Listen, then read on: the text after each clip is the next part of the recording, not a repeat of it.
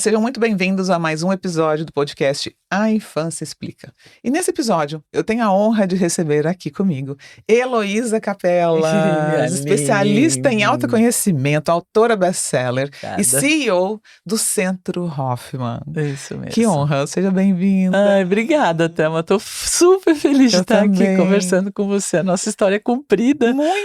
Muito eu gostoso. fico muito emocionada de verdade, gente. Eu vou contar hoje aqui inédito, de forma inédita para o Brasil. E eu vou começar te agradecendo. Eu tenho certeza que eu não estaria aqui, nesse lugar, se não fosse o processo Hoffman na minha vida. Eu também não. Também não estaria aqui nesse lugar se não fosse o processo. E para quem não sabe, gente, eu vim de uma infância, assim como a maioria das pessoas, com muitas dores, né? E com dores não compreendidas. Não para culpar pai e mãe, mas foi a minha história. E por muito tempo eu deixei que a minha história governasse a minha vida. Por falta de consciência, né? Por padrões automáticos, repetitivos e negativos. E aos 35 anos, eu continuava repetindo como se fosse um disco quebrado. Eu não vou casar e eu não vou ter filhos. E eu nunca entendi, Elô, por que eu sentia tudo isso, né?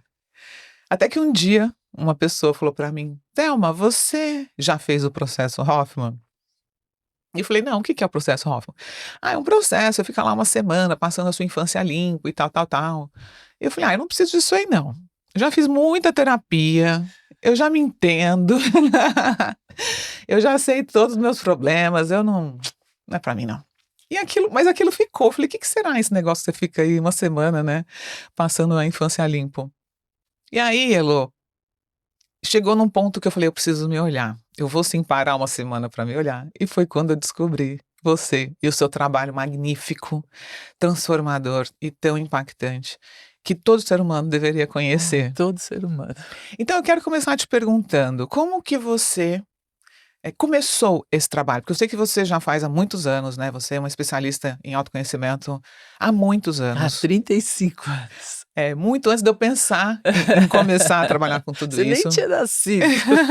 Também não é assim, não sou tão novinha. E como que tudo isso começou na sua vida? E o que a sua infância tem a ver com isso, né? Porque hoje também eu sou uma pessoa que ajuda outras pessoas a se curar, então nesse processo de autodescoberta e autocura. Mas eu acredito que de alguma forma, nós que vamos para esse lado, a gente acaba querendo primeiro curar a gente mesma, não é? Foi assim para você? Pra isso, então né? Me conta Foi só para isso. Na realidade, eu não fui por mim. Eu não tinha percebido que eu precisava de cura, porque eu tive uma filha que com 1 ano e 8 meses começou a convulsionar. Eu estava grávida de 7 meses da segunda, eu queria ter um filho atrás do outro, então quando ela tinha 1 ano eu quis engravidar, com 13 meses de vida dela eu estava grávida, porque era a realização do sonho, ia ser legal, que eu ia ter 4 filhos e tal. E teve mesmo 4? Tive, mas uma história muito longa, eu só tive essas 2 para começar. Porque quando eu estava grávida de 7 meses da segunda, ela começou a convulsionar e nada fazia ela parar. Põe remédio, tira remédio, faz exame, tira exame, muda de médico, aumenta a dose, diminui dose. E aí 1 mês depois ela entrou em estado de mal epilético, entrou em coma, voltou super esquisita, mas voltou, não parava de convulsionar e nessa altura a Estela nasceu. Então, minha segunda filha nasce no meio dessa confusão e no primeiro ano de vida da Estela, a Beatriz convulsionava 20 vezes por dia. Uau! E eu não sabia o que fazer com isso. Nem eu, e o pai dela é pediatra. Ele é especialista em neonatologia. Sério? Nossa, neonatologia de alto risco. E ninguém conseguia entender o que estava acontecendo? Ninguém, até hoje. Ela não tem diagnóstico, hoje ela tem 43 anos e não descobrimos. Ela não tem nem diagnóstico nem prognóstico.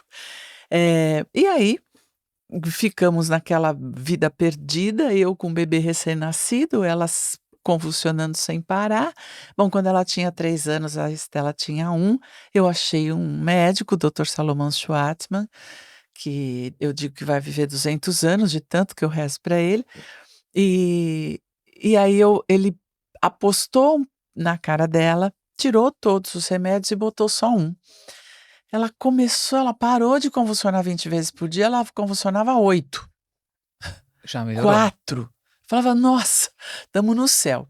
Mas ela já tinha perdido, os neurônios já estavam fritos, ela foi Foi um prejuízo perdendo enorme. muito.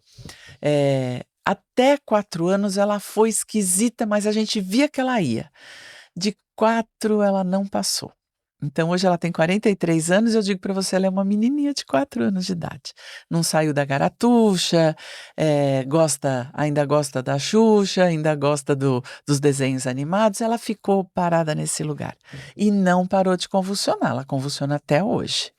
A gente não achou o que fazer com ela. Nem com o avanço da medicina não deu Nada, certo. nada. Nem com cannabis, nem com nada, né? Eram todas as experiências que a gente podia. E emocionalmente, como que isso te impactou? Muito, né? Porque eu venho de uma infância muito rígida, muito cobradora, muito exigente, 2 pais muito duros, certinhos. E o sonho do meu pai é que a gente fosse comum. E eu já fui extremamente castrada na minha infância porque eu não era comum. O que Eu que ele era chama de loira de olho comum? azul. Comum é não apareça, Ah, não não se destaque. não se destaque em lugar nenhum, em área nenhuma, porque é muita responsabilidade, tem muita cobrança, as pessoas, te apontam, é muito perigoso. Olha só. E o meu pai tudo era muito perigoso, ele era muito No fundo, tudo medroso. isso era para proteger, né? Sem dúvida, sem dúvida. Ele me Aham. amou, de uma maneira incrível, mas prendendo tudo. E aí eu tinha que ser comum. E de repente eu tinha uma filha que não era comum. E eu não sabia o que fazer, o pai não E como você sabia o que falou antes, fazer. né? Loira com olho azul, fora do comum. Já era, né? Já É. era ali. Embora eu venha de família de loiros, né? Minha mãe é Aham. alemã, Sim. de olhos verdes, loira, mas não era para ser. Era para ser. E eu era alegre, aparecida pra caramba, extrovertida, falante, ia no colo de todo mundo, cantava, dançava, declamava, subia em qualquer banquinho para fazer de palco. Nossa! E aí apanhava, ficava de castigo, era um horror, levava muita bronca do Tentaram meu te pai. tolir, né? Muita, sim, prender tudo. E aí eu vou e faço tudo comum. Lá pelos meus 18 anos, eu fui uma menina que dei muito trabalho. Eu fui extremamente mentirosa, porque eu Tinha tinha que medo, né? contestar aquele sistema. Só que o meu pai era um contador de histórias. Meu pai era um encantador de crianças. Eu contava histórias, Por que você fala que ele era um encantador de crianças? porque ele era. Ele contava histórias pra gente, ele Reais ou ele canta criava? não, ele Ah, olha inventava só. o personagem, a zebra tinha listras roxas e ela Vocês iam voava. para o mundo lúdico. Nossa! Que E ele lindo. criava a música do personagem, ele fazia a gente dramatizar a história, era uma delícia, quando ele era legal. É. Porque ele era um homem extremamente abusivo. E Que contraste, né? os abusivos são a personalidade abusiva, ela é muito legal, ela é sedutora, encantadora, e Uhum. ela é um bicho quando vira para outro lado. E eu vivi com esse pai, que fez a gente pisar em ovos. A gente Você nunca nunca sabia sabia. quando ele ia explodir. Era uma Quando ele incógnita. estava legal, ele era o pai. Os meus colegas vinham todo mundo na minha casa. Que sorte que você tem esse pai. Eu dizia, vai morar com ele. Toma ele pra você. Mas ele era castrador, bravo, Mas você. eu digo que ele era um Ah, tiranossauro. Ele era enorme e aham. bravo. Mas ele era muito legal. Doce também. E eu comecei a Isso contar gera uma história. confusão na Uma criança, né? Você fala, confusão! cara, mas o que que eu sinto? Eu tô com medo, eu tô segura, né? Outro dia minha irmã estava contando para o meu filho, ela estava dizendo assim para ele: "Sabe, o vovô, quando ele mexia a fechadura da chave para entrar em casa, a gente já sabia se ia dar ruim ou se ia dar bom, com o barulho da fechadura. Que coisa. E aí, com esse barulho, a gente já perfilava. Os 4 Já já se preparava. ficavam, porque aquele dia ia dar ruim. E outros dias a gente já ia no pescoço dele. E como que isso te impactou no sentido de, não só de querer ser você mesma, né? De querer se quebrar dessa armadura e pôr toda essa alegria de viver Eu pra não fora. queria nada disso, né? Eu não percebi nada disso. Tô te contando uma história de muito autoconhecimento. Naquela época Porque você não eu não sabia percebi. que você queria. Eu não Entendi. percebi. Eu só Entendi. percebi que eu dava muito trabalho, eu apanhei muito, eu era muito mentirosa, eu estava sempre de castigo, a casa ia cair E esse sempre ser por minha mentirosa causa. virou um rótulo pra você? Eles te chamavam de mentirosa? É. O meu Porque, né, pai, você quando fala eu era mentirosa, você vê que virou um rótulo nossa, muito mas era forte. compulsivo. Eu não conseguia parar de. Mas você mentia porque você tinha medo, Na né? verdade, eu mentia para ganhar da minha irmã. A minha Competir, irmã era a filha medo de perfeita. apanhar, medo de ser rejeitada. E aí, Por trás disso tudo, estava o medo, né? tudo. O medo de não ser amada, de não ser Na perfeita. verdade, eu tinha medo. O meu pai dizia que eu era a maçã podre da caixa. Você cresceu ouvindo isso? Eu tinha muito medo que ele jogasse essa maçã fora. Eu tinha muito medo. Então Eu você tinha teve que uma se esforçar fantasia. muito, né? Eu tinha uma fantasia de que uma hora ele ia pegar a maçã e fazer assim. Ainda mais ouvindo tantas histórias como você ouvia, né? Era fácil imaginar isso. Isso, porque eu era tão fantasiosa quanto ele. E Elô, isso te levou a buscar a perfeição, a excelência, a querer ser a A filha. ser boazinha. Você ficou no papel Porque da a boazinha. perfeita, minha irmã já era. Tá. A minha irmã nunca levou um tapa. Ela não apanhava. Ela nunca levou Porque ela uma fazia bronca. tudo que ele queria. E principalmente porque ela era da minha mãe. A minha mãe escolheu a minha irmã e ela era. Eu era a filhinha do papai. E aí a minha mãe brigava comigo para brigar com meu pai. Meu pai brigava com a minha irmã para brigar com a minha mãe. Era uma loucura que a gente vivia. Eu vivi num hospício. Com pais maravilhosos, mas com pais horrorosos. Eu quero fazer eu Eu vou abrir falo, um parênteses gente, eu agora. sempre falo que a gente tem a mãe boa e a mãe má, o pai bom e o pai mau. É verdade. Eu quero abrir um parênteses agora, porque o que você está falando é tão profundo, Elô. Por quê? Você conseguiu olhar para esse lugar, para esse pai, né, e para essa mãe, tirar aquele véu de herói, de perfeição que a gente tem na infância, por conta do seu trabalho tão profundo de autoconhecimento, e que durou anos e continua durando, porque eu falo que só termina quando termina a vida, né? Mas o que é importante a gente trazer aqui para quem está nos escutando, é que às vezes eu escuto. A pessoa às vezes tem um comportamento que você percebe que está disfuncional, que está fazendo mal para ela mesma, é um comportamento que está trazendo dor para si e para o outro. E quando a gente tenta olhar para aquele lugar da origem da dor, a pessoa fala, não, mas a minha infância foi ótima. Não aconteceu nada, meus pais eram maravilhosos, eles estavam lá. Essa pessoa, ela tá só com a parte boa. Que tem tudo E isso. tem, mas ela não conseguiu reconhecer o que não foi bom, como um abuso, como uma negligência, como uma violência, né? Como a origem da dor. Então, acho que você vai muito nesse lugar de mostrar para a pessoa, olha, aquele pai e mãe da sua infância, que você olha, né? Vamos olhar de novo? Como que é isso? Me conta, como que foi para você chegar nesse lugar, de não só reconhecer para você, mas levar para outras pessoas? Como começou essa jornada de você falar: "Agora eu vou entender isso"? É porque eu me tornei a própria tiranossauro. Você repetiu o padrão violento. Eu fiquei igual.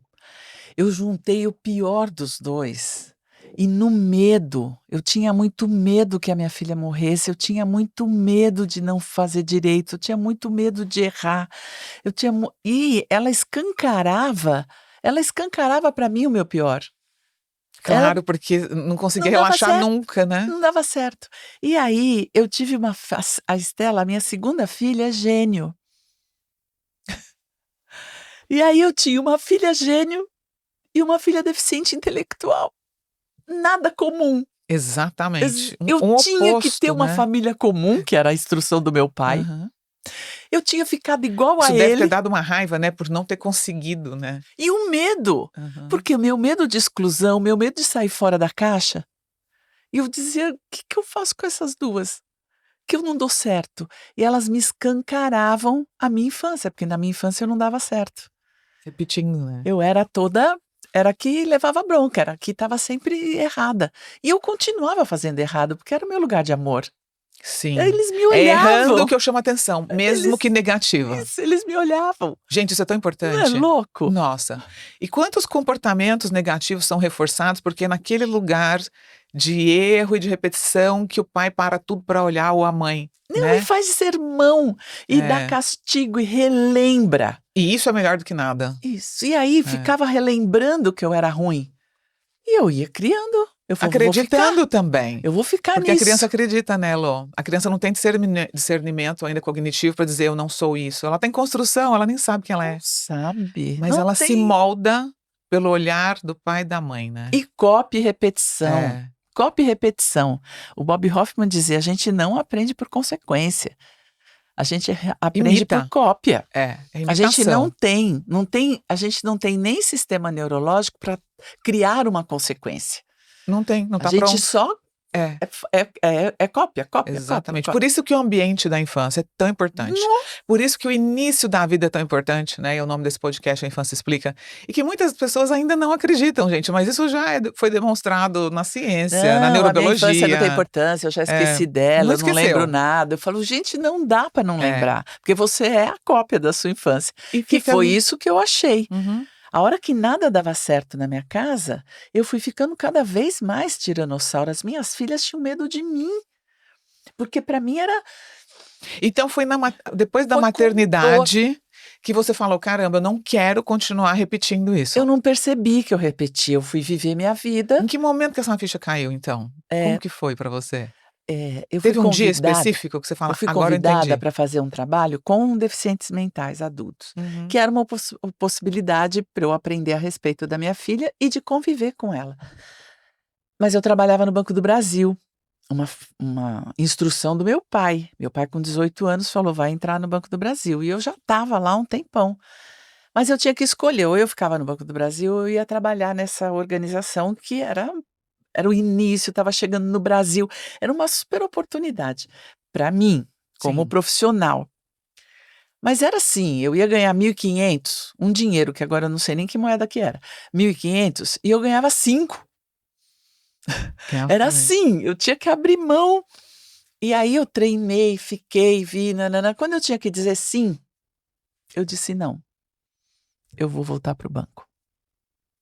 E aí a pessoa que estava comigo, me treinando 3 meses com uma paciência, uma pessoa maravilhosa, que eu sempre digo que ela olhava no meu olho, ela falou assim para mim: nossa, você não vai atrás dos seus sonhos?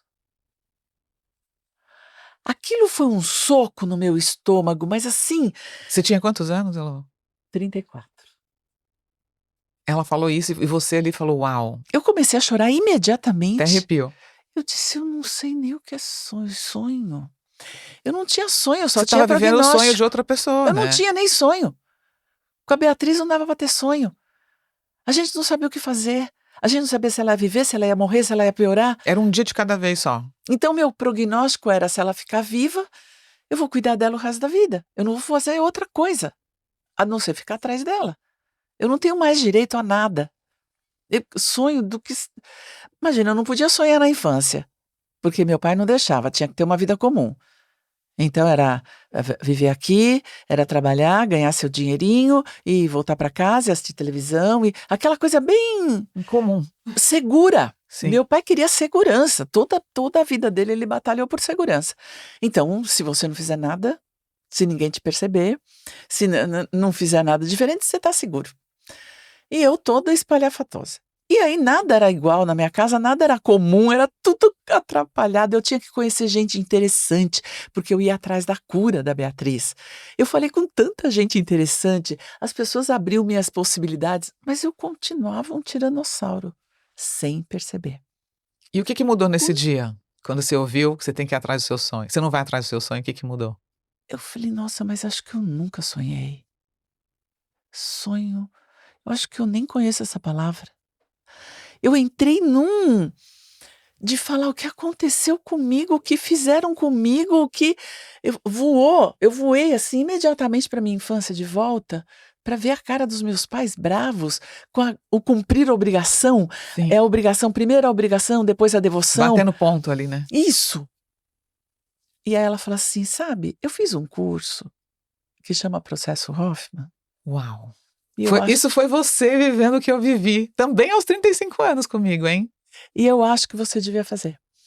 Gente, eu não sabia mais o que fazer. Eu já tinha tentado tudo que eu sabia com a Beatriz. Eu não sabia mais. Uhum. Essa pessoa olhava no meu olho. Parecia que eu era importante para ela. Ela me faz uma pergunta que eu fico completamente sem Você resposta. nunca tinha parado pra pensar nisso, né? E dizendo, eu acho que é importante sonhar. Será? Mas nunca ninguém me falou que era.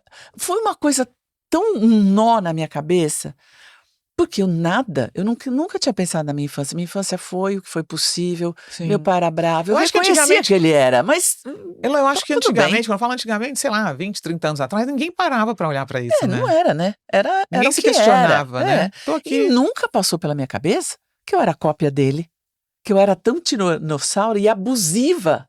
E já existiu o processo Hoffman aqui? Não. Já, No desde Brasil? 72. É. E eu fiz em 90. Ah. Então ele já existia, a E aí Marisa você já estava desde decidiu ir? 80. Eu cheguei em casa e falei assim, eu não tinha dinheiro, custava $6.000 na época.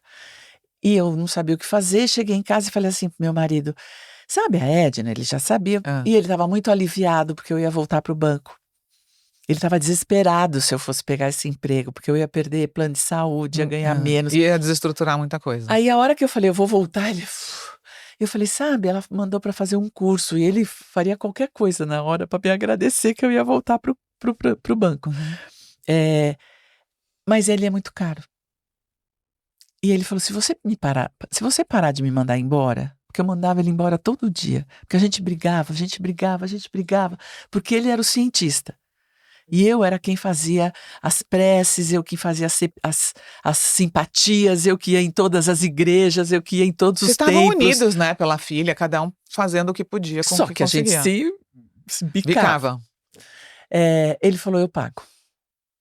Caramba, era pra ser, hein? Eu pago. Mas eu falei, não adianta só eu. Porque se eu vou ver minha vida, você vai ter que fazer também. Uhum. Ele falou, tá, eu só consigo daqui 2 meses. Vai agora e eu vou daqui 2 meses. Porque ele queria resolver, porque eu estava 3 meses ameaçando que a gente ia ficar sem dinheiro. Ainda depois de toda a confusão, o banco era um sustento importante na nossa vida. Ele pagava bem, eu tinha um plano de saúde bom. E eu ia perder tudo aquilo, né? Por isso eu não deixei. Bom, fui. 15 dias depois eu estava no processo, sem saber o que era o Sabia nem do que processo. se tratava. Nem que a gente não podia telefonar. Hoje a gente avisa, você vai ficar sem o celular, você vai ficar sem contato com o mundo externo. Lá eu nem sei, eu não fiz essa pergunta. Ele me deixou, era em Mariporã na época. Ele Tinha me nem levou. celular, né? Não tinha. Tinha um telefone daqueles cinzas Sei. que precisa agora procurar no Google para ver, né? Analógico. Analógico. Com um cadeado. Um telefone no hotel inteiro. Mas eu falei para ele, amanhã eu te ligo. E sumiu. E desapareci. Desapareci. Gente, pra quem tá assistindo aqui, vocês não sabem, mas no processo Hoffman é uma semana isolado, tipo, você não vai ligar pra ninguém mesmo. Não vai Imagina. falar E naquela com época não nada. tinha nem como você mandar uma mensagem de texto pra falar, Não tá tinha tudo nada, bem. não tinha Tinha que nada. mandar uma carta, né? Um fax. Mas você sabe que eu só me lembrei que eu tinha família, que eu tinha filho, que eu tinha uma casa para voltar no 4º dia.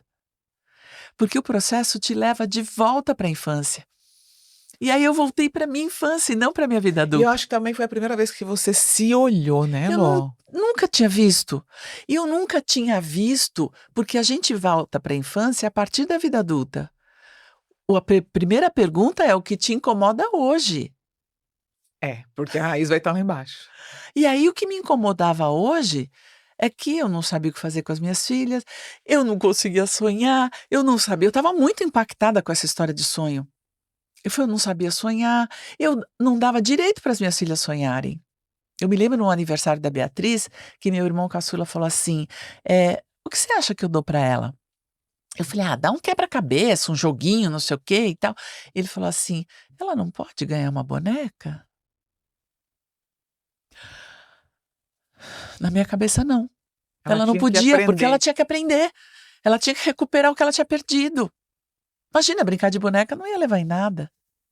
Olha a minha dureza, E eu não tinha. E mesmo assim eu disse não. Ela tem que... Eu estava convicta que a boneca não ia ajudar. E ele deu a boneca. E ela ficou com essa boneca há anos, porque ela adorava a boneca. E eu mesmo assim empurrava o dominó para ela brincar. E como é que foi depois desses dias? Eu quero contar o que foi lá. Tá.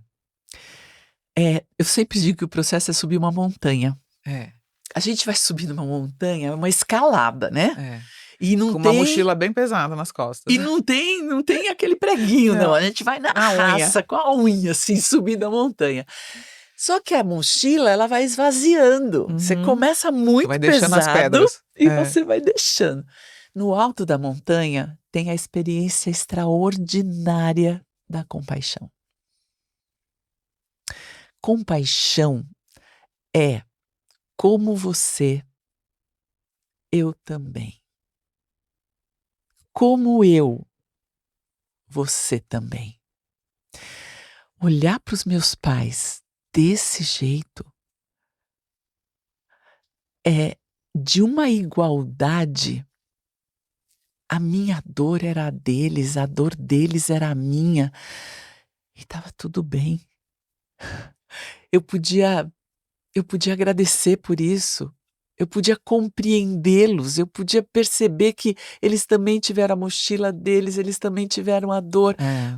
Eles não sabiam fazer diferente. O meu pai teve uma mãe completamente transtornada. Ele era muito melhor do que ele viveu na infância. Foram umas descobertas. Ele já estava quebrando um ciclo, né? Isso. Ele já não foi tão carrasco como foram com ele. Nada. O pai dele É. batia na mãe, ele nunca bateu na minha mãe. Pois é. Foi uma coisa incrível. Eu fui ganhando uma dignidade com o perdão, um direito de existência. E aí eu pude olhar para mim tão honestamente, voltando para o primeiro dia, eu queria que a minha filha curasse. Não por ela. Por mim. Eu queria uma filha boa. Você queria que acabasse aquele fardo, né? Eu queria que ela me provasse que eu era uma mãe boa. Eu queria que ela me desse o selo. Eu também não queria que a Estela fosse gênio, eu não sabia o que fazer com ela. Era uma menina que estava anos-luz na minha frente, eu me sentia medíocre perto dela. Era poder Tantas olhar... feridas sendo cutucadas, Não, e né? era olhar para mim com essa honestidade e dizer, eu tô fazendo por mim. Eu sou tão egóica, tá tudo tão no meu umbigo, que eu não tô preocupada com elas, não. Além de eu estar repetindo, eu tô preocupada comigo. Exatamente como meu pai. O meu pai me prendeu, me castrou, porque ele estava preocupado com ele. Ele não queria que eu desse trabalho. E na verdade, o que seu pai queria, você também, é se sentir bons pais, né? Isso! Puxa, eu tô sendo uma boa mãe, mas... Eu não parava de dar trabalho. Você, por exemplo, esqueceu de olhar o que você causava na sua filha, não só o que ela causava em você. Exatamente. Né? Assim como eu também não conseguia saber o que eu causava nos meus pais. Mas eu vi tanta cópia e repetição ali, e a possibilidade de perdoar minha filha, por ela ser como ela é, do jeito que ela é, aceitá-la e incorporá-la, as duas. Foi algo... Você voltou diferente, então? Não, é outra vida. É uma vida antes e uma depois, né? É outra vida. Ou até hoje, tanto que eu larguei tudo que eu fazia. Seu marido foi? Foi, 2 meses depois. E o casamento mudou? E aí eu tive os meus mais 2 filhos. Foi depois. Aí nós complementamos. Então 10 Você parou anos de mandar ele embora? Parei de mandar embora. A gente ainda teve e vivemos 40 anos juntos, né? Então foi muito... É uma vida antes e uma vida depois. Tudo pelo autoconhecimento, né? Eu falo para os alunos que se você quer fazer uma mudança, precisa chegar no perdão. O perdão é um... Você acha que a compaixão só vem a partir do perdão? Não, o perdão só vem a partir da compaixão. É primeiro a compaixão. A compaixão é poder olhar a dor do outro, perceber que dói e ter uma vontade danada que não doa mais. Mas saber que a dor é do outro. Que você não tem o controle de tirar ela dali, Não, e a né? criança sabe disso e quer tirar a dor da mãe ou do pai. Só que ela carrega com ela. E fica com aquela culpa dentro E não dela. é dela. A responsabilidade de fazer o papai e a mamãe feliz. Isso. E daí eu acho que nasce aquela coisa de inconscientemente você repetir o padrão. É porque Pra a ser gente é igual. leal. É. Nós somos leais Se eu a for igual ao eles. papai, se eu for igual à mamãe, se eu fizer o que eles esperavam, eles vão me amar. É esse movimento inconsciente. E aí vem a repetição de um padrão de dor. Que Ou vai passando então de eu vou geração em fazer o geração. oposto. Você se rebela contra Eu aquilo. não quero, quando eu casei, eu tinha certeza que eu ia ser uma mãe melhor do que a minha mãe. Eu vou ser melhor. Aí, você acha que chega naquele ponto de eu vou mostrar pra minha mãe que eu sou melhor que ela? Sim, a gente Porque faz fica com aquela pactos de ferida, vingança. né? Aquela ferida, tipo, você me machucou. Você sabe o que eu acho que eu senti? Você tá falando agora e eu tô me lembrando que quando meus filhos nasceram, eu voltei pra Uberlândia, sou de Uberlândia, né? Eu lembro que eu falei pro meu marido, vamos voltar pra Uberlândia, porque saí de Uberlândia muito nova, fiquei muito tempo longe dos meus pais. Que legal ouvir isso aqui, foi importante. Ó, as fichas caindo. Eu acho que eu já identifiquei isso antes, mas eu tinha esquecido e voltou aqui, acho que é legal falar. Pra quem tá ouvindo, né? Pode ajudar as pessoas também. E eu fico aqui agora me perguntando, será que eu quis voltar pra minha cidade, ficar perto dos meus pais quando os meus filhos nasceram? Porque eu realmente queria ficar lá, Mostrar. ou se eu queria provar, olha só, agora eu vou te mostrar como é que você educa um filho, ó. Já que você, né, que você me machucou tanto, nossa, isso É faz isso sentido. mesmo. A gente faz num determinado momento da vida um pacto de E esse é um vingança. lugar de dor também, Claro, porque a gente se né? usa. É. A gente se usa para machucá-los. E fica pesado, porque, puxa, então eu não posso ser autêntica, eu não posso ser amorosa, eu não posso ser compassiva, porque eu vou ter que fazer isso aqui dar certo, é um plano de ação. E será que é Exatamente. inconsciente? É É inconsciente, inconsciente. mas fica pesado, né? 100%. Ninguém é o que é porque quer. É a Ninguém. construção da base, né? E é tudo inconsciente. É por isso que eu vou defender a vida inteira o autoconhecimento. Eu também. E o autoconhecimento vai nos levar ao perdão. E o perdão é a grande mudança. Você tem um porque livro, né, sobre o perdão? Tenho um livro inteirinho. Como é que ele chama mesmo? Perdão, a revolução que falta. É. Eu acredito muito nisso, que falta a gente fazer essa revolução. Porque é a partir daí que a gente pode olhar tudo de um outro ponto de vista. E pra você, perdoar, isso é uma outra coisa, sabe, Elô, que sempre aparece muito no meu trabalho sobre o perdão. Ah, mas a minha mãe me feriu muito, meu pai me feriu muito, eu não falo mais com eles, eu não posso perdoar. Que pena.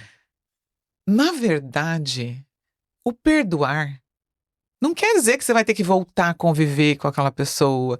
Não quer dizer que você concorda com o jeito dela, não é, Elô? Vamos falar mais sobre isso? Olha, o perdão, ele não serve para o algoz. O perdão serve para a vítima. O perdão é Pra te você. libertar. Você se livra da algema.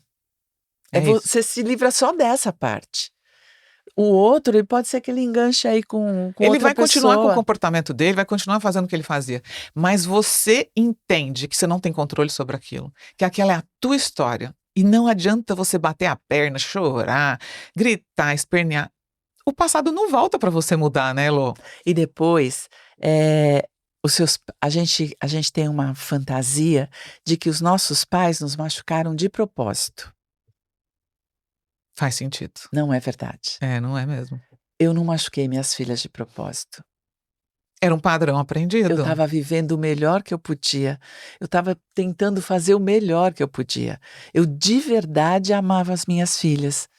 Só que é Do o seu amor, jeito. só que é o amor condicional, como diz Bob Hoffman. E isso que você está falando é tão importante nas relações parentais, entre pais e filhos, porque é o único lugar possível de haver uma quebra de ciclos. É simplesmente quando eu tomo consciência do que está acontecendo, para eu falar, caramba, eu não preciso mais repetir isso. E você sabe que quando eu repeti aquela frase também, eu não vou casar e não vou ter filhos, eu não vou casar e não vou ter filhos, e eu descobri no Hoffman por que eu fazia isso. Falei, gente, eu posso sim casar, eu posso sim ter filhos, e eu não preciso fazer como meu pai e minha mãe fizeram, né? Eles brigavam muito na minha frente, era um caos, e eu era uma criança que eu ficava muito assustada vendo tudo aquilo. Então você vê, quando você toma essa consciência, eu vou quebrar esse ciclo e você perdoa, você está livre para construir uma nova história, para escrever a história que faz sentido para você. E isso não quer dizer que você concorda com aquilo, mas você aceita o teu passado. É que foi a sua história. E você ganha força, porque você pode ressignificar. E em vez de olhar para os seus pais como cruéis, né, que fizeram porque queriam, porque eram maus, não, eles foram vítimas de vítimas, né? E como criança você também foi uma vítima, mas como adulto não somos vítimas. Você olha dessa forma Não também? somos. Porque como adulto eu entendo que, caramba, eu posso parar e falar: "Não, eu vou mudar tudo isso", a partir do momento que eu decido, não é? É. Você vê assim também? Só que precisa de autoconhecimento, Precisa, né, porque é. senão eu decido com a cabeça, Uhum. né, e digo: "Eu vou mudar". Eu gosto muito da ideia do Bob Hoffman, que ele fala que nós temos 4 inteligências. E aí não é só a intelectual que Tem a decide. emocional, A gente é, tem que decidir pela emocional, a é. gente tem que decidir pela espiritual, que não tem nenhuma conotação religiosa, e a gente tem que decidir pelo corpo físico. Então é É uma integração, exatamente. a integração dessa decisão. E isso só com autoconhecimento. Como no autoconhecimento a gente precisa voltar para trás e vai voltar para as nossas dores, a gente precisa de ajuda. Sozinho a gente não consegue olhar para esse Não, porque lugar. a hora que começa a doer a gente para. E fala assim: já fiz, tá tudo resolvido, já foi". E esse é um E tem padrão que ir um comum, pouquinho né. mais, né. A maioria das pessoas não querem olhar para esse lugar, né, Elô? Não, não, não. Eu acho que esse trabalho que a gente faz, né, com autodescoberta, com autocura, com autoperdão, infelizmente ainda é a minoria que quer olhar para esse lugar, É. tá. Eu sinto que é um movimento que tem aumentado, né, a consciência. A humanidade está num lugar de muita dor, de muita ansiedade, de muita depressão, e infelizmente as pessoas buscam isso na dor, não no amor, É, né. ainda não chegamos nisso. Quando não aguenta mais, fala: "Uau, agora deixa eu parar e me olhar". E quando já tá em bastante coisa estragada, né. Relacionamentos destruídos, infâncias perdidas, então a gente vai no limite por medo. E nós colocamos uma pedra na nossa infância, né, quando a gente cresce, um dos nossos pactos de vingança é falar: "Pra lá eu não volto nunca mais". E aí eu vou inventar, ou penso que eu invento uma pessoa. E aí eu vou inventar, e os meus comportamentos aprendidos na infância, você fala muito disso, já está aprendido, as sinapses já estão prontas, elas viram comportamentos compulsivos e Você vai ter que automáticos. criar outras sinapses. E aí, outra sinapse é treino, repetição e É, treino. exatamente. E nós ficamos na infância treinando, repetindo e Por treinando. anos. 12 anos no É. mínimo, né. Então assim, vamos ter muito trabalho pela frente. E com o perdão, eu digo que o perdão amolece tudo, e daí fica mais Moldar, fácil mais fácil a moldar. mudança. Eu quero A gente fica muito duro na nossa vida fugindo do passado, e também porque a gente precisou usar essa casca grossa para sobreviver. para aguentar a dor, de ter que passar por uma infância tão solitária, Você sabe né. que os meus alunos, quando eles falam assim: "Porque eu tô vivendo", qualquer dor que eles estejam vivendo, e digo: "Eu não aguento mais", eu falei: "Respira, claro que você aguenta. Você deu conta da sua infância. Você O sobreviveu. pior que podia ter nos acontecido, aconteceu na infância. A gente não tinha Não recurso". tinha emocional nem cognitivo. E as pessoas que deveriam cuidar, não conseguiam nos enxergar com o amor que a gente Não, necessitava, né, não. com o cuidado tão importante E que é nessa fase. essas histórias se repetem. E não é porque as pessoas estão com falta de informação. É por isso que eu digo assim: informação fica só num pedaço da gente. Só informação não nos muda. Tem que ter ação, né, Não, e tem para que um ter novo a mudança movimento. emocional. É. E mudança emocional, olha, sinto muito, se fosse mais fácil eu te ajudava. Não é. Vamos ser realistas, né, Mudança emocional é só um com o trabalho. perdão. E é um trabalho, né. Eu acabei de escrever um livro, Cure suas raízes e liberte seus filhos. Eh, porque a gente precisa primeiro curar a gente. Você quer ser um bom pai, uma boa mãe, primeiro cura você. Primeiro olha para aquilo que a sua criança precisou, porque daí você vai compreender o que o A seu minha filho jornada começou precisa, assim. né. Toda essa minha jornada, né, com o meu Exa trabalho, começou também na dor da maternidade, entendendo que eu não estava conseguindo ser a mãe que eu gostaria e por que eu não estava conseguindo, Isso. E né. daí a gente É. volta lá. E aí então é um livro acolhedor, é para acolher os pais, Uhum. porque hoje a gente coloca muita culpa nesses pais, muita responsabilidade. Agora ele já sabe, por que ele não está fazendo? Porque não consegue, a gente não muda por decreto. É. E a gente não consegue mudar o outro também, você mal Então consegue mudar a si mesmo. então vai ter que voltar para trás, vai ter que falar de autoconhecimento, vai ter que perdoar. É um caminho, é um processo.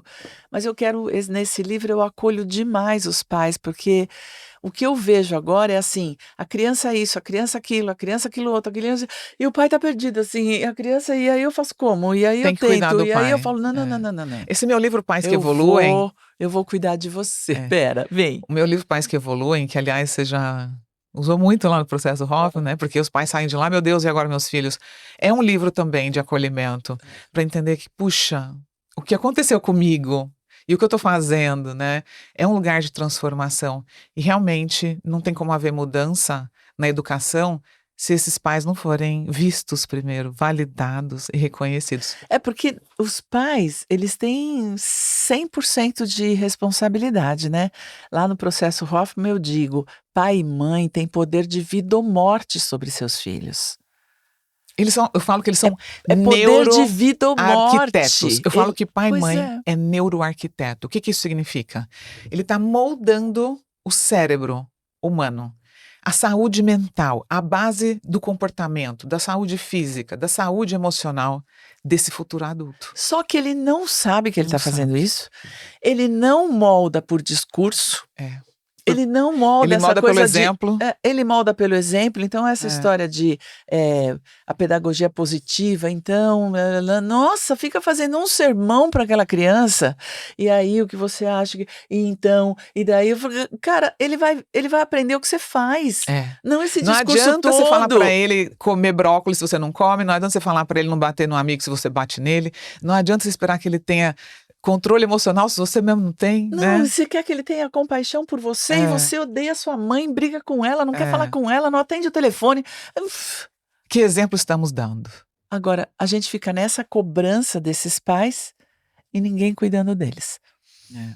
E como eu só sei fazer isso, eu não sei cuidar de criança. Você sabe e Não, mas entende criança, você eu não sabe sei. que Eu o só meu sei cuidar de trabalho adulto. você sabe que o meu trabalho muita gente confunde, eu também falo com adultos, É, né. você não cuida Eu de falo que criança. nem todo mundo teve filhos, mas todo mundo teve infância. É. O meu trabalho também é falar com os adultos para que eles possam ser melhores para os seus filhos, né. Então, entender essa quebra de ciclos, esse trauma transgeracional, que aliás eu ensino isso no nível de epigenética, porque o ambiente molda a manifestação dos nossos genes, né. Ele tem o poder de ativar e desativar. Tem um gene, por exemplo, que chama FKBP5, que é um gene que regula a nossa capacidade de autorregulação emocional. E inclusive tem um estudo de sobreviventes do Holocausto, que quando eles fizeram um estudo longitudinal com filhos de sobreviventes do Holocausto, eles perceberam uma mudança nesse gene. Os filhos de pessoas que passaram pelo Holocausto tinham dificuldade de lidar com as próprias emoções, tinham maior predisposição a serem depressivos, a terem transtornos. De toda sorte. Exatamente. E também de desenvolver transtorno do estresse pós-traumático. Você vê, é um trauma que passou. Sem ter vivido. Exatamente. Ele passou de uma geração para outra. Por quê? De forma epigenética. Não é que mudou o DNA, não é que mudou o gene, mas mudou a forma com que aquele gene funciona. E isso acontece por uma adaptação de sobrevivência. Olha só que coisa linda que é a biologia humana. O que o corpo está entendendo? Puxa, eu estou vivendo uma guerra, eu estou correndo risco de vida, então eu tenho que preparar a minha prole para ser forte, para ser mais sensível e perceber o ambiente. Então são pessoas mais sensíveis ao estresse, são pessoas que têm mais dificuldade de lidar com a emoção. E claro que acaba sendo algo negativo, mas também existe um mecanismo positivo disso tudo. Agora, Thelma, você imagina esse seu estudo, se nós tivermos uma geração que efetivamente vive o perdão, que ajeita dentro de si a sua infância, que pega toda a positividade que aconteceu na infância com honestidade e perdoa o que não foi bom. Ele também vai fazer o mesmo trabalho epigenético para os seus Vai, filhos. vai. os seus filhos também vão estar É isso, predispostos exatamente. ao perdão e ao É o que eu amor. falei. Eu Isso falei, gente, é a única possibilidade que a de gente tem cura, de transformar mudar, o mundo. de dar para essa É, geração aquilo que ela merece. Mas sou exato. eu. Começa em mim. Eu não consigo fazer pelos meus filhos, eu faço por mim. E eles copiam. É isso, perfeito, perfeito você está falando, porque esse mecanismo, que eu dei o exemplo do Holocausto, que existem outros inúmeros que eu poderia dar, ele também acontece de forma positiva. Isso. E esse moldar positivo é eu poder me olhar, me tornar uma pessoa, um pai e mãe mais humano, menos carrasco, que para de exigir do filho aquilo que nem você é capaz de dar. E aí eu crio um ambiente compassivo, amoroso, com limites respeitosos. Eu fico vendo os meus próprios filhos. E que não é de mimo. É. E não é. Não é. Porque nós Isso. somos pro outro oposto. Ai, perfeito. Muito Nós bom você somos falar para um disso. lugar de tudo Meu filho não pode chorar, Isso. ele não pode sofrer, ele não pode se frustrar. Não pode levar bronca da professora, Ai, não que pode levar importante. 0 na prova. Esse é um Não lugar é importante nada para chegar. disso. Vamos falar disso rapidamente aqui? Porque a compassividade, ela é digna. Então, a compaixão contém ética. E limites também. E né? ética é limite. Ética é o que é bom para você tem que ser bom para mim. Uhum. Se um de nós dois perder, não é Não é bom. ético. E ensinar ética para a criança é um dos primeiros mandamentos. Mas é você que não transgride o limite. E ele também não pode. E nós Exato. estamos completamente atrapalhados. Para não traumatizar as crianças, agora elas viraram credoras do mundo. Isso que você está falando, gente, eu vou abrir aqui agora um momento muito importante, porque aqui é um podcast, e a gente tem a oportunidade de aprofundar, diferente de um corte do Instagram que tem 1 minuto e meio, né, Lô? Então vamos cavar um pouco esse buraco, porque isso é muito comum de acontecer, principalmente quando aquele pai ou mãe toma consciência, entende o que está fazendo, e ele fala, e agora que eu percebi que eu estou repetindo um ciclo, que eu não estou sendo legal, que eu estou machucando meu filho, ai, eu vou parar com isso então. E aí fica aquele pai, aquela mãe, boazinha, que não quer mais que o filho chore, que não fala mais não para aquele filho, porque tem medo dele se frustrar. E não é esse o caminho. Nossa, não. Gente, o mundo vai falar não, o mundo tem regras, você não pode fazer tudo o que você quer, nem a criança, nem um adulto, nem Nem o ninguém. que você faz dá certo o tempo todo. Você vai ouvir não, vai ter gente que não vai gostar de você e tá tudo bem, nem todo mundo vai concordar com o que você decidiu fazer da tua vida. E a infância é um lugar onde a gente deve sim ir mostrando tudo isso, claro que devagar, conforme a criança vai amadurecendo, mas, por exemplo, muita gente acha que eu sou muito boazinha porque eu ensino, né, prevenção de trauma. Não, eu sou uma mãe firme, eu sou uma mãe que tem regras, que tem disciplina, mas também sou uma mãe amorosa, eu também sou a mãe que diz mais sim do que não, mas o meu não quando é não, e aí é não porque tem um motivo, eu explico por quê, e acabou, e vai ser não. E pode chorar, e pode achar ruim, você não precisa ficar me amando o tempo inteiro. Vai ter momento que meus filhos não vão mesmo gostar da minha decisão, mas eu como adulta preciso me manter porque eu sei, eu tô vendo lá na frente e eles não. E eu acho que essa educação, com esses limites de amor, de você guiar, de você orientar, de você dizer, sim, meu filho, pode fazer. Não, meu filho, hoje você não vai fazer por isso, por isso, por isso. Vai moldando esse ser humano para que ele aprenda a tomar boas decisões, mesmo quando a gente não estiver por perto. Porque eu falo que o nosso papel como pais é ensinando os nossos filhos a pensarem por eles mesmos, a fazerem por eles mesmos. E quando a gente entra nesse lugar de eu não quero que meu filho se magoe, eu não quero que meu filho fique triste, você tende a ir para o oposto, que é a permissividade, que é a superproteção, e aí você vai cortar essas asas, você vai enfraquecer esse ser humano. É igual aquela história da borboleta, né, que eu já vi tanta gente contando, é linda essa historinha, muito simples na verdade, mas que diz muito. A borboleta, antes dela voar, ela é uma lagarta. E ela entra e fica dentro daquele casulo bem apertadinha, no escuro, né? Pelo tempo necessário para ela poder ficar pronta para voar. E um belo dia um menininho viu essa lagarta ali, virou um casulo, e ele ficou com dó, falou, mamãe, eu vou cortar e vou tirar ela daí, porque, coitada. Ele pegou a tesoura e cortou. Ela tá presa. Cortou o casulo. E o que aconteceu? Ele ficou muito triste quando ele viu que a borboleta morreu. Ela não voou. E é isso que os pais superprotetores fazem com seus filhos. Quando eles acreditam que essa criança não tem condições de sobreviver a uma frustração. E eu falo que a frustração, ela é inerente à vida. A questão é, você não precisa querer adicionar uma dose extra de dor para o seu filho aprender. Você pode deixar ele passar pela frustração com o seu apoio. Você direcionando e validando, eu sei que tá difícil, eu sei que é triste, filho, eu sei que dói, mas é É isso, isso. isso, né? Não é eu querendo, você vai apanhar, você engole esse choro. Não, eu valido que ali tem uma dor. E tô do lado para apoiar. Olha que diferença. Ela não vai ter que sofrer sozinha. E é isso que vai construindo relações fortes, seguras, de confiança. Mas se o pai não tiver do lado dele mesmo, Ele nem consegue fazer isso. Exatamente.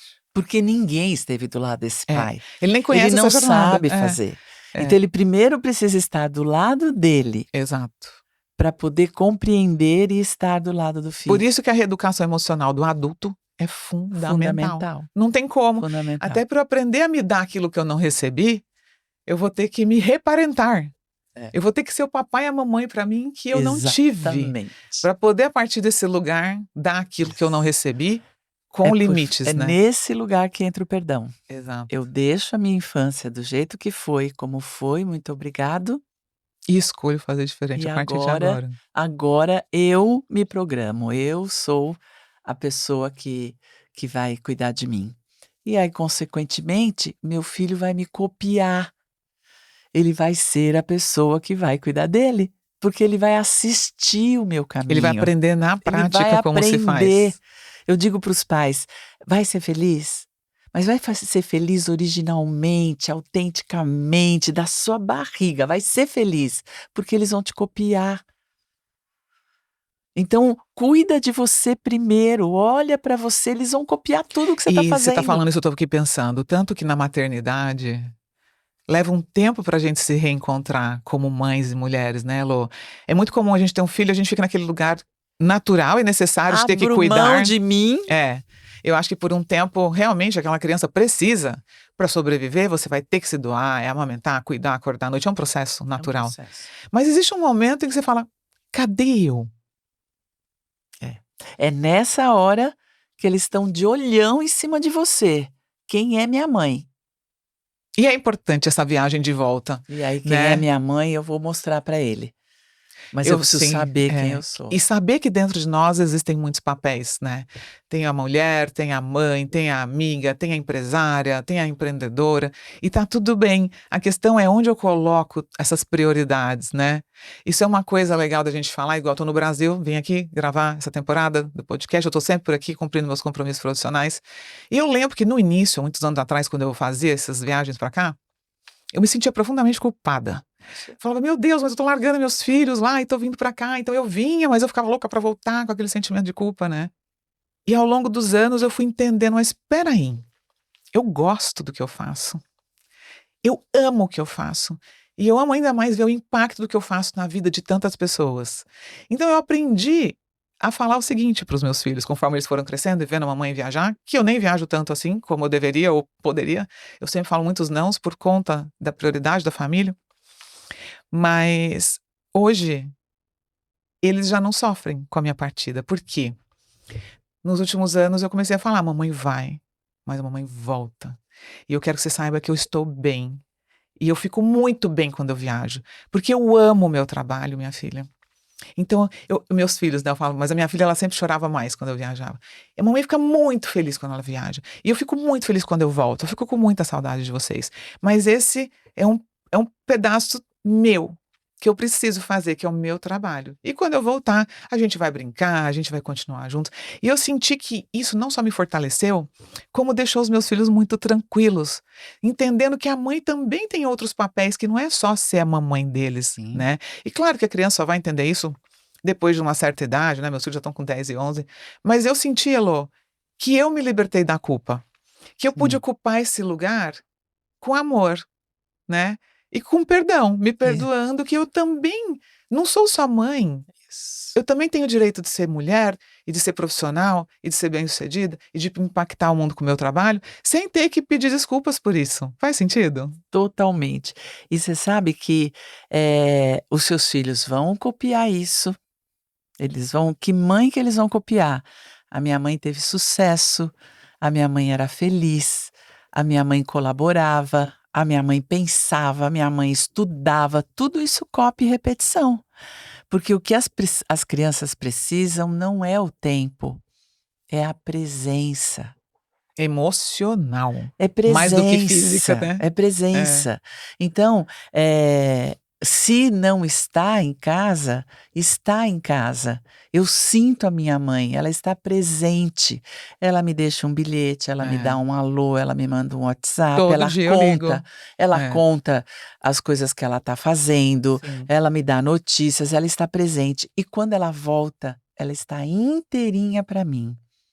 É. Não adianta você ficar o dia inteiro com seu filho com o celular na mão, Concordo 100%. aborrecida, É. de saco Ele tá cheio. sentindo tudo, né? Ele tá aprendendo. É. Ele tá se sentindo tão Você tá abandonado lá quanto. frustrada porque você queria fazer algo que você não tá fazendo, você queria estar em outro lugar, né? E aí você tá ali presente fisicamente e ausente E não emocionalmente. tá. E não conecta. Então, assim, você deixa a criança confusa, porque você tá, mas não Nossa, tá. Elô, você acredita que essa foi a minha maior dor da infância? E a coisa que mais demorei pra entender? Olha só que loucura. Você falou isso aí, eu acho que é importante a gente falar sobre isso. A gente tá quase terminando, mas esse papo pode durar dias, né? Elô, eu tinha uma dúvida muito grande que era assim: eu lembro de ter a minha mãe sempre por perto. Porque minha mãe cuidava dos filhos, ela não Sim, saía é pra como a minha trabalhar. mãe. É. E eu lembro, puxa, a mamãe estava sempre lá. E por que que eu me sentia tão profundamente solitária? E isso era uma coisa que eu fui carregando, que eu também não tinha consciência. Até muito adulta, assim, sabe, até 30 e poucos anos, realmente.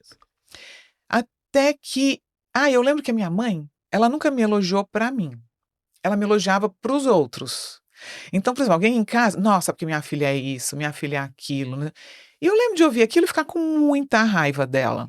E eu também não entendia por quê, mas eu ficava. Ela ainda falava: credo, como você é esquisita. Eu tô falando bem de você e você tá com raiva. E eu só fui entender que a minha dor é que eu queria que ela me olhasse. Eu queria ser vista. Eu queria que ela falasse tudo aquilo que ela falava de mim para os outros, para mim. E eu nunca senti esse amor vindo pra mim. Ela me amava? Lógico. Pra ela o amor era o quê? Ficar o dia inteiro arrumando a casa, o dia inteiro correndo atrás dos Fazer a filhos, fazendo a comida. comida, cuidando de nós. Mas ela não tinha disponibilidade emocional pra me ver. Ela estava presente fisicamente e ausente emocionalmente. Então essa ausência emocional da minha mãe fez com que eu crescesse me sentindo não amada, sozinha, abandonada, rejeitada. E, gente, entender isso foi profundamente transformador. Porque Ela quantas deu o que ela é tinha, isso. ela deu o que ela tinha, ela deu o que ela recebeu. E minha dor era legítima como criança, Exato. mas eu não vou agora passar o resto da vida nesse lugar. Deixa eu me dar aquilo que eu não recebi. Deixa eu me olhar com aquele amor que ela não me olhou. Deixa eu me dar a validação que eu tanto preciso. E esse caminho do autoconhecimento não tem preço, porque ele te liberta. E esse caminho, quando você diz deixa eu me dar, dentro do processo Hoffman e na minha cabeça, só depois do perdão. Com Eu certeza. preciso, Sair da raiva e libertar os pais, eu né? preciso autorizar minha mãe a ser como ela era. É. E ela não fez de sacanagem. Não foi desamor. Foi como ela conseguia Essa amar. aceitação, na Foi o minha que ela opinião, é a etapa mais difícil de todas de chegar. Mas quando você chega, é quando vem o perdão. Pois é. Que é simplesmente falar: cara, eu sou obrigado a aceitar. E é isso. E assim, ela não fez. Eu acho que o mais libertador é falar: não foi com nada contra você. Mas tem que ter muita maturidade para Foi chegar nesse ponto, né? tudo do jeito que foi possível. Porque senão eu vou falar assim: eu vou me cuidar, eu vou me fazer, eu vou por vingança. Com E daí vai dar certeza. tudo errado lá na É frente. legal você pontuar isso. É muito importante você pontuar isso. Dá errado lá na frente. Então, primeiro ajeita o passado. E o passado é ajeitado com perdão. É ajeitado com compaixão. É falar assim: vamos Ressignificar essa história. deixa lá, porque fez mesmo. Fez mesmo. Meu pai era abusivo mesmo. Era verdade. Ele nos assustou mesmo. A minha mãe era brava, agressiva. Ela era a mulher do tapa. Ela estava sempre estapeando a gente. É verdade. Isso foi. Mas ela não fez de propósito, ela estava me educando. Ela queria o melhor para mim, mas ela só Quantos repetiu anos o que você ela tinha quando você aprendeu. entendeu isso? Tudo isso? 34. Olha só, quando você começou a entender. Eu também, eu tinha 35, pessoal, quando eu comecei a entender. Mas eu tô aqui ainda num processo, né? E é isso que eu quero falar agora. Eu não sei qual é a sua idade, eu não sei qual é a sua história de vida. Não importa. Você pode começar agora. Agora. Eu tenho alunos de 80 anos que eu vão pro também processo tenho. pela primeira vez Eu falando, tenho. uau! Você pode começar agora, independente do que aconteceu na tua vida. Você pode ter sido o pior pai, a pior mãe. Você pode ter feito muita gente sofrer. Você ainda pode aprender a fazer diferente. E eu queria encerrar esse podcast justamente com essa mensagem de que sempre é tempo de recomeçar, de reconstruir, de perdoar, de se autocurar. E antes da gente chegar aqui no final, eu queria ver com você, claro, né? Vou pegar aqui o nosso baú da infância. Elô, conta para nós qual memória da sua infância, né? Mesmo no meio de tantas dores, qual memória positiva da sua infância você tem? Você tem alguma memória Eu tenho positiva? muitas Que você memórias carregou? positivas, que eu tô aqui, meu Deus, eu tenho tantas Escolhe memórias uma positivas. para você contar pra A minha gente mãe, e que te impactou ao longo da vida e que talvez ainda te impacte de a alguma minha mãe forma. era costureira, só que ela não costurava para fora, ela Uhum. costurava para os sobrinhos, pra gente e tal. Todo aniversário e todo Natal eu tive um vestido novo. Que linda. Essa era minha mãe, que Era ela o tinha jeito dela 4 cuidar. filhos e os 4 tinham roupas novas para comemorar. Eu não tive nenhum aniversário sem bolo. Nós éramos muito pobres. Você ficava feliz então no aniversário? Muito, porque era os 2 comemoravam a nossa vida. Era festa, chamava a vizinhança, chamava os amigos, faziam Fazia você se sentir especial. sanduíche de carne louca, mas eu podia escolher o sabor do bolo e a cor do meu vestido. Que lindo. Todo ano. Você ficava ansiosa por esse momento, né? Nossa! E Natal, a gente tinha uma boneca de pano que ela fazia e outro vestido, que eu podia escolher outra cor. E como que isso te impactou ao longo da vida? Hoje, eu comemoro a vida dos meus filhos. Na minha casa não tem não aniversário. Uhum. Pode não ter festa, mas este dia é o seu. E aí, o que vamos fazer? Vamos num restaurante diferente, vamos fazer uma viagem, vamos chamar Comemorar as a pessoas. vida. Porque meu pai e minha mãe comemoraram a gente Que a lindo. vida inteira. E os 4 e eles tinham 6 festas de aniversário na minha casa. Era a forma dela mostrar o amor, né? Mesmo sendo dura, mesmo estando com a mão ali Com a pronta. mão toda hora. É como ela conseguia expressar: eu amo você, eu Foi. cuido de você, Foi. você é importante pra mim. Que lindo. E a gente ficava esperando isso. Só coloca aí, né, as datas comemorativas, Vestido aniversário, novo. Natal, e põe assim no seu nome. Porque aqui a gente guarda essas mensagens de todos os nossos convidados. Espero que vocês tenham gostado desse papo incrível com essa mulher tão admirável. Gratidão imensa, Elô. Foi um Lindo, prazer eu também nessa adorei. troca com Muito você. obrigada. Deixa eu colocar aqui. Um monte de história boa. E aqui a gente vai encerrando mais um episódio do podcast A Infância Explica. Lembrando que o que acontece na infância não fica na infância. E se você assistiu até aqui, deixe o seu like, deixe o seu comentário, compartilhe com outras pessoas que também precisam entender a importância da infância na construção da saúde mental, física e emocional do adulto. Um beijo e até o próximo episódio.